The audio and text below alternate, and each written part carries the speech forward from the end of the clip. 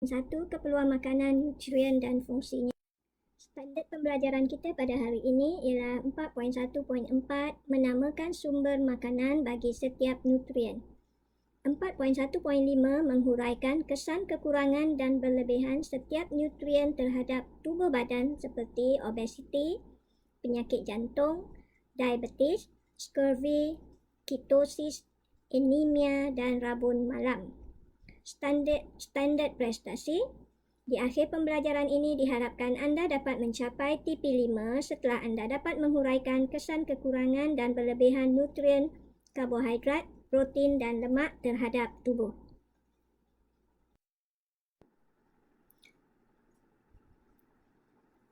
Kita mulakan dengan nutrien yang pertama iaitu protein.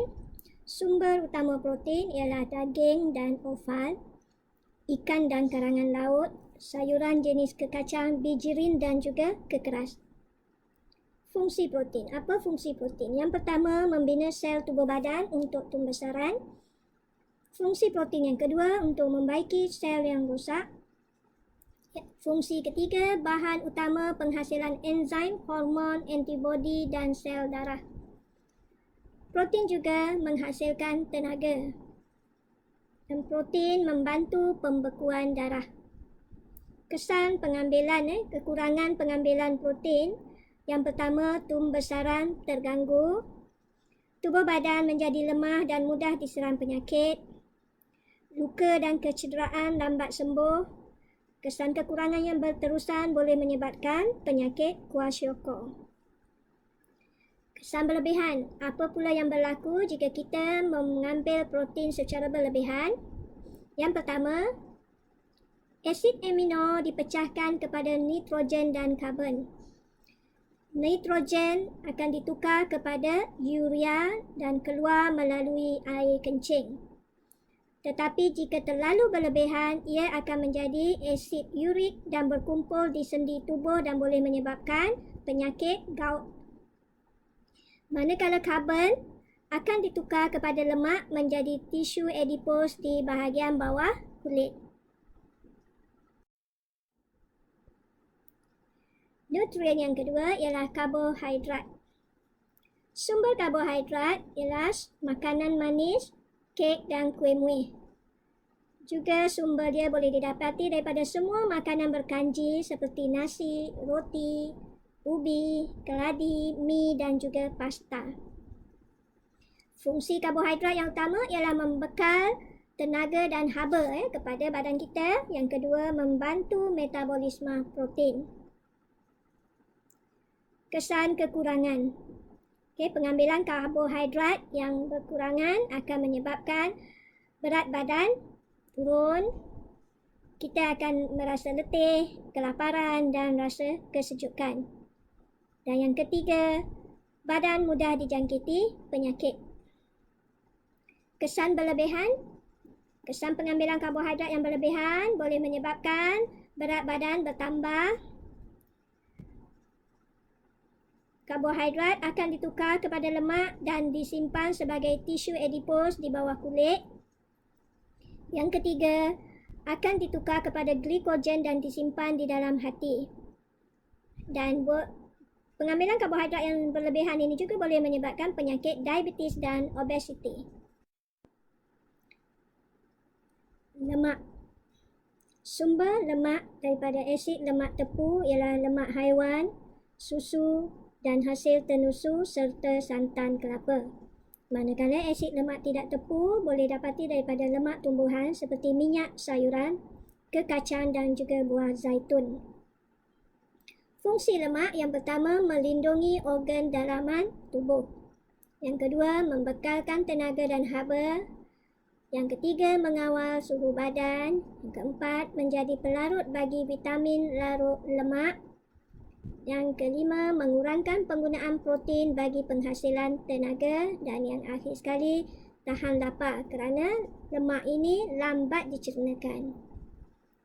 Kesan kekurangan pengambilan lemak boleh mengakibatkan berat badan turun, pertumbuhan terganggu dan kulit menjadi kering, cepat berasa lapar, kesejukan kerana kurang penebat.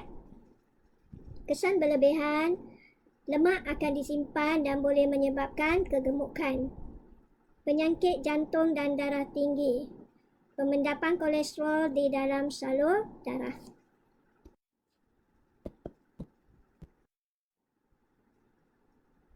Vitamin larut lemak tu retinol ataupun vitamin A, sumber minyak ikan, hati, kuning telur, mentega dan juga keju. Okey, sumber yang kedua daripada tumbuhan iaitu buah betik, labu, tomato, lobak merah dan juga sayur bayam. Fungsi vitamin retinol ialah yang pertama, kulit sihat dan licin, kesihatan mata terjaga, memelihara membran mukosa di dalam salur pernafasan, pencernaan dan perkumuhan, dan juga vitamin retinol ini juga mengawal pertumbuhan tulang dan gigi di kalangan kanak-kanak. Pengambilan retinol yang tidak mencukupi boleh menyebabkan membran kering dan boleh mengakibatkan jangkitan pada salur pernafasan, pencernaan dan perkumuhan. Kesan kekurangan yang kedua, penglihatan akan menjadi kabur terutamanya pada waktu malam dan boleh mengakibatkan buta ataupun penyakit xerophthalmia. Kesan kekurangan yang berterusan di kalangan kanak-kanak akan menyebabkan pembesaran kanak-kanak lambat.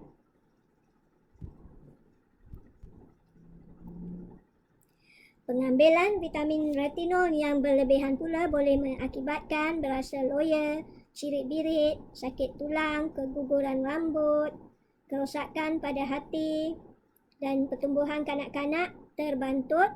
Juga boleh mengakibatkan keracunan jika beta-karotin tidak sempat ditukarkan kepada retinol.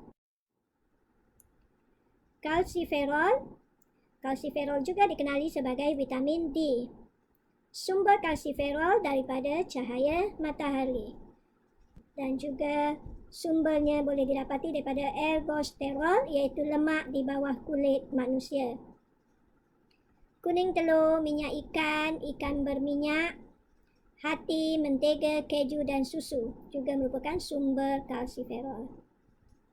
Fungsi vitamin D ataupun kalsiferol ialah membantu pembentukan tulang dan gigi yang kuat, juga membantu penyerapan kalsium dan fosforus di dalam usus kecil.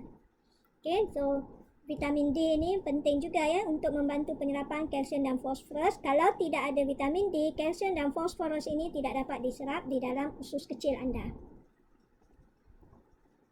Kesan kekurangan, kesihatan gigi dan tulang terjejas, boleh mengakibatkan penyakit riket iaitu tulang membengkok ke bahagian dalam, terutamanya pada kanak-kanak ya.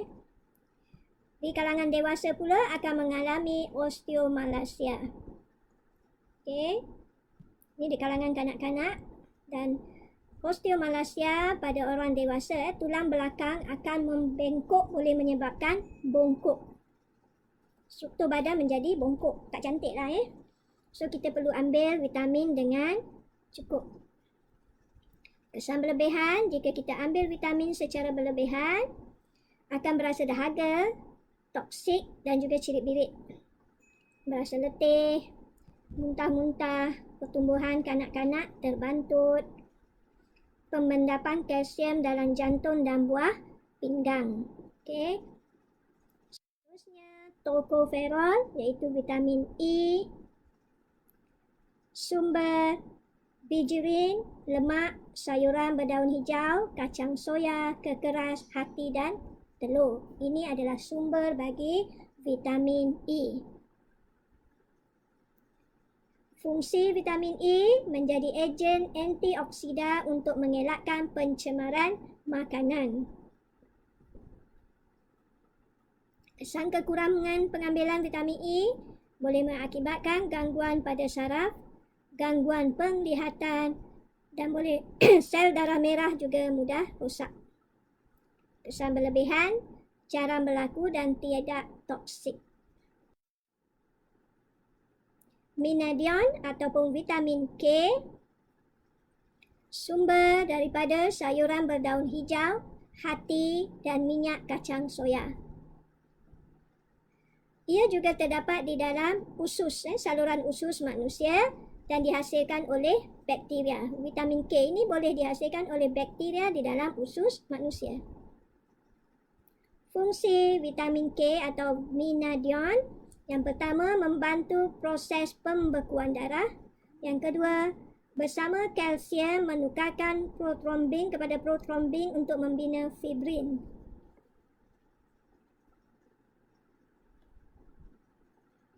Kesan kekurangan, pendarahan dalaman yang berlarutan. Kesan berlebihan, ia akan menjadi toksik kepada badan kita. Okay, vitamin K ni penting untuk menghalang luka. Kalau kita mengalami luka, luka itu akan cepat sembuh dan darah cepat beku. Okay, ini fungsi vitamin K ni. Tiamina, vitamin B1. Okay, tiamina ini ialah vitamin larut air. Sumber kekacang dan kekeras, sayuran hijau, yeast dan bijirin, serta daging. Fungsinya, vitamin B1 atau tiamina ini merupakan koenzim metabolisme karbohidrat. Membantu fungsi sistem saraf, membantu pembesaran kanak-kanak, juga menambahkan selera makan. Kesan berlebihan akan berlaku kerosakan pada hati. Kesan kekurangan pengambilan tiamina boleh mengakibatkan radang saraf, pembesaran kanak-kanak terbantut, tiada selera makan dan akan cepat rasa letih, kurang daya konsentrasi, dan juga boleh mengakibatkan penyakit beri-beri, iaitu penyakit sistem saraf yang terganggu, lemah otot dan kurang berat badan. Riboflavin ataupun vitamin B2 sumber daripada putih telur, hati, susu, yeast, keju dan sayuran berdaun hijau. Fungsi riboflavin ialah sebagai koenzim dalam pencernaan karbohidrat dan protein.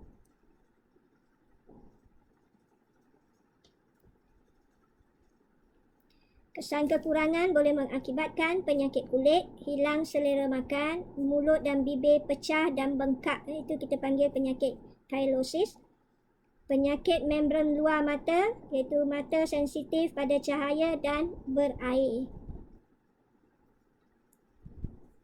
Kesan berlebihan, pengambilan yang berlebihan akan dikumuh keluar dalam air kencing.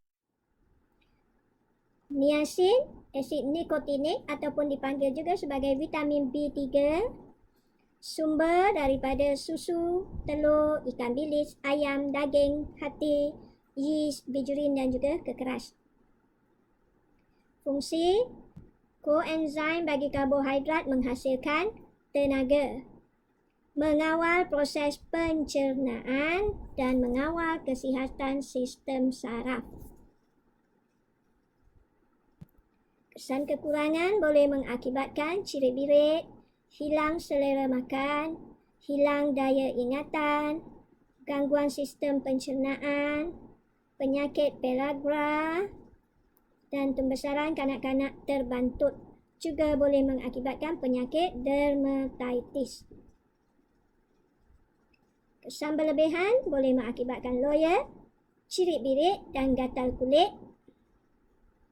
Hati tidak berfungsi dengan baik, kandungan gula dalam darah tinggi, denyutan jantung tidak normal. Okay. So, vitamin niacin ini perlu diambil dalam kuantiti yang betul. Pyridoxine ataupun dikenali juga sebagai vitamin B6. Sumber daripada daging, kuning telur, hati, keju, susu dan ikan. Okay, sumber daripada tumbuhan iaitu bijirin dan sayuran berdaun hijau. Fungsi sebagai koenzim dalam metabolisme karbohidrat, lemak dan protein. Mengawal kesihatan sistem saraf dalam tubuh badan. Kesan kekurangan, akan berlaku kekejangan otot kepada bayi jika kekurangan berlarutan. Dan dia juga boleh mengakibatkan penyakit anemia. Kesan berlebihan jika pengambilan secara berlebihan menjadi toksik. Sukar untuk berjalan, kerosakan saraf yang tidak boleh dipulihkan. Jika kesan ni berlebihan berpanjangan, maka dia akan menyebabkan kerosakan pada saraf yang tidak boleh dipulihkan. Vitamin larut air iaitu kobalamin ataupun dipanggil juga sebagai vitamin B12. Sumber daripada daging, ikan, hati, telur, susu dan keju. Fungsinya membantu dalam pembentukan sel darah merah. Dan ia juga berfungsi sebagai sistem enzim. Kesan kekurangan boleh mengakibatkan anemia pernicious, bentuk sel darah merah tidak normal. Berkudis di mulut dan lidah. Keseluruhan sistem kesihatan tubuh merosot. Tangan menjadi kebas. Kesan kekurangan. Manakala kesan berlebihan pula jarang berlaku kerana hati dapat menyimpannya dan boleh diserap semula untuk digunakan. Vitamin amigdalin ataupun vitamin B17. Sumber daripada buah-buahan apricot, apple, pear dan juga keluarga berry.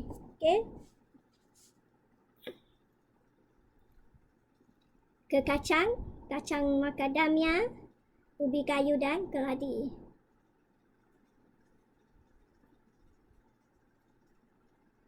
Fungsi mencegah dan menyembuhkan penyakit kanser. Kesan kekurangan boleh menyebabkan kanser dan artritis. Kesan berlebihan boleh mengakibatkan demam, loya, pening, tekanan darah rendah secara abnormal, boleh menyebabkan kerosakan pada saraf dan kerosakan buah pinggang. Asid ascorbic ataupun vitamin C. Sumber sayuran berdaun hijau, buah-buahan iaitu buah sitrus. Buah sitrus tu ialah lemon, limau, orange, jambu batu dan juga kiwi. Fungsi membantu penyerapan ferem, membina dan memelihara kulit dan lapisan seluruh pencernaan, memelihara gigi dan juga gusi, menguatkan dinding salur darah, membantu pembinaan tisu perantaraan dan membentuk hemoglobin dan endapan ferem dalam tisu hati.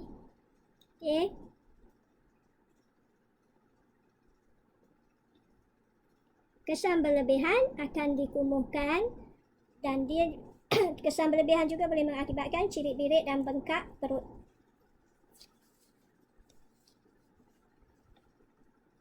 Kesan kekurangan, luka lambat ataupun tidak sembuh langsung.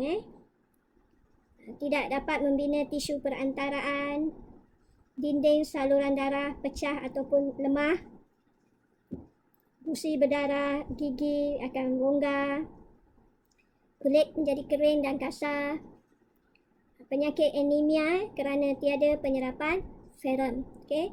Jika asid ascorbic atau vitamin C ni tak ada, badan kita tidak dapat menyerap ferem yang kita makan. So, itu yang akan mengakibatkan anemia kerana penyerapan ferem dalam tubuh badan kita tak boleh berlaku. Dan boleh mengakibatkan penyakit sklerosis. Vitamin larut air iaitu asid folik, sumber hati dan ginjal, sayuran berdaun hijau dan juga yeast.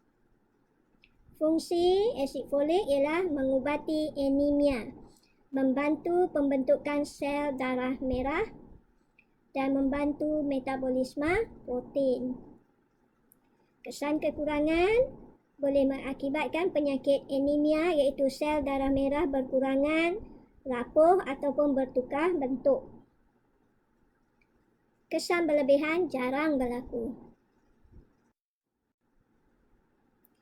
Garam mineral, kita lihat pada garam mineral makro yang pertama ialah kalsium, sumber daripada susu, keju, kuning telur, ikan bilis, sardin, bijri, ke kacang, sayuran berdaun hijau.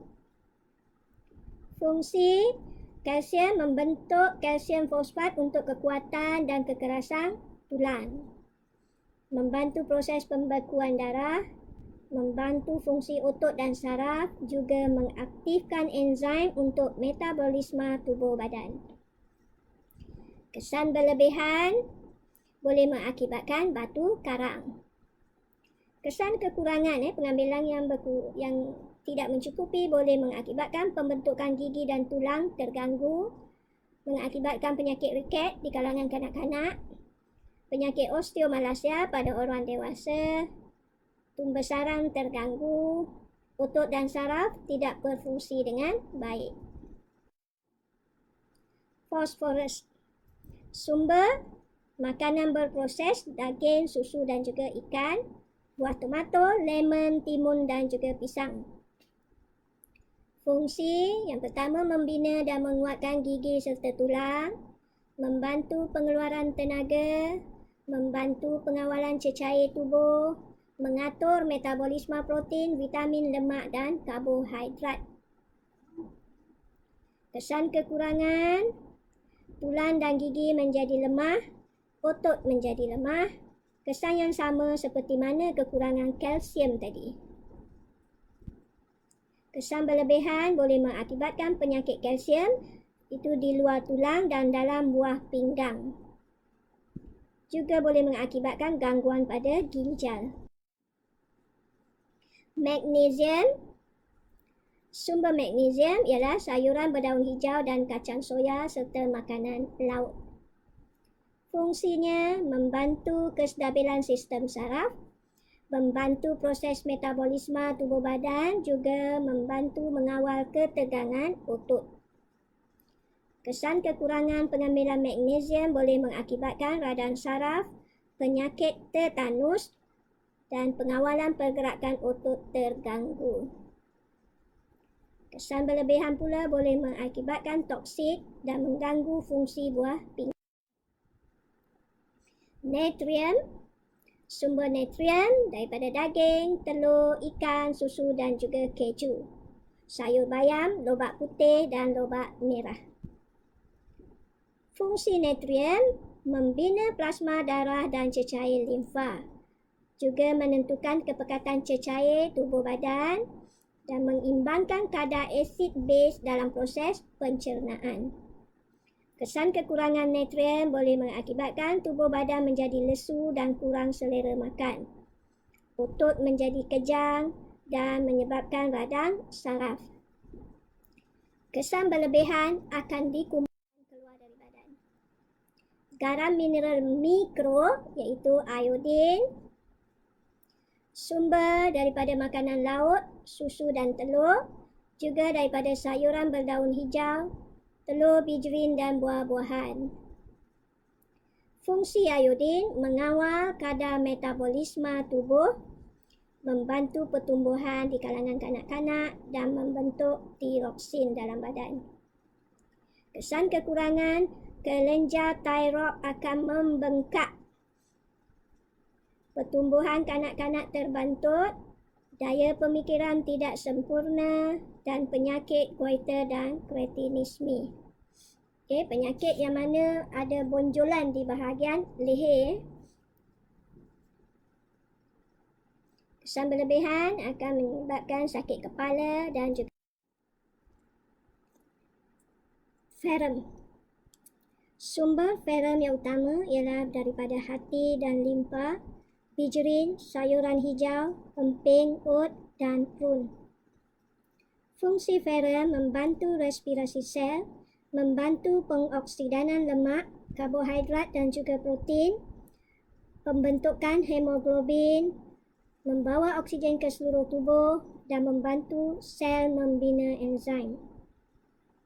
Kesan kekurangan pengambilan ferrum boleh mengakibatkan kesihatan terganggu, iaitu oksigen tidak dapat disalurkan ke seluruh tubuh badan dengan sempurna. Boleh juga mengakibatkan anemia, sakit sesak nafas, tiada selera makan dan berasa letih. Kesan berlebihan boleh mengakibatkan muntah-muntah, cirit-birit, kejam perut. Pengambilan melebihi 1000 mg sehari boleh menjadi toksik.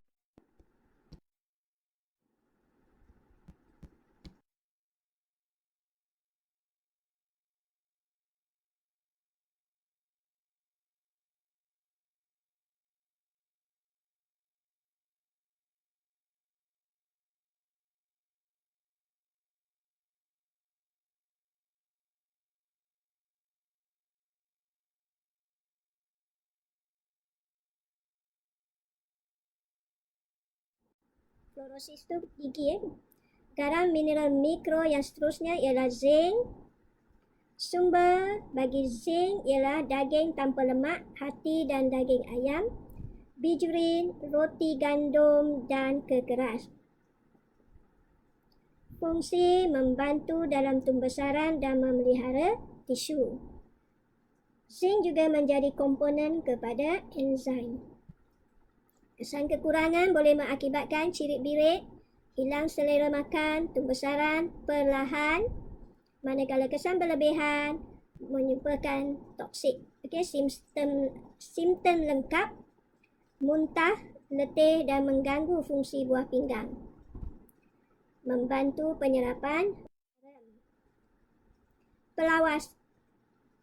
Okey, pelawas sumbernya daripada buah-buahan, sayur-sayuran. Fungsi dia membantu proses perkumuhan, mengelakkan sembelit, merangsang proses peristalsis.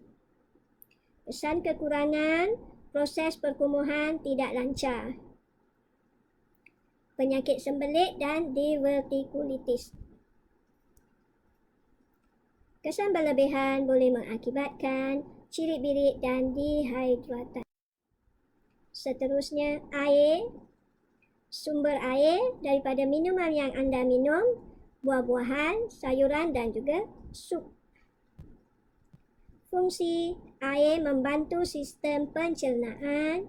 Yang kedua, melembabkan permukaan sistem pencernaan, pernafasan dan membran mukus. Membantu sistem perkumuhan, mengawal suhu badan manusia. Air juga merupakan bahan utama dalam semua cecair tubuh badan. Air juga merupakan pelarut bagi garam dan sebatian organik. Kesan kekurangan air boleh mengakibatkan berat badan kita turun, rasa dahaga, letih dan juga lesu. Kulit akan menjadi kering dan lebam, kelihatan lebam. Kesan berlebihan boleh meningkatkan isi padu darah dan buah pinggang akan bekerja lebih masa. So, keperluan air dalam tubuh badan kita ialah lebih kurang 2 liter sehari. Okay, untuk menguji kefahaman anda, sila jawab soalan yang berikutnya.